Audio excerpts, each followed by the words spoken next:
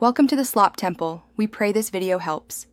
You start by confirming your iPhone or iPad is already connected to the new Wi-Fi network. This is essential because the Homepod borrows that connection info. Once done, bring the Homepod within about 1 to 2 meters of the device and open the Home app. Make sure Bluetooth and Wi-Fi are enabled on your iOS device. You'll unlock the device so Home recognizes you. This speeds pairing. Tap the Homepod tile to begin the transfer process and follow on-screen prompts. You now continue inside the Home app. Select the Homepod tile and tap the settings gear. Next, choose the option to move or update the Homepod to the current home or network. This tells Homepod to use your iPhone's Wi-Fi profile.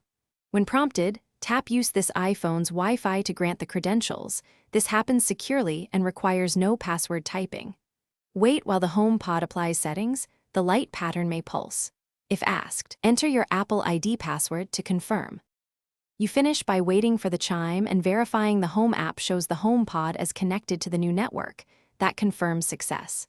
If connection fails, first restart the Homepod and your router, then retry the transfer. Often this clears cached network entries. Make sure your routers too. 4 GHz or 5 GHz bands aren't isolated from other devices.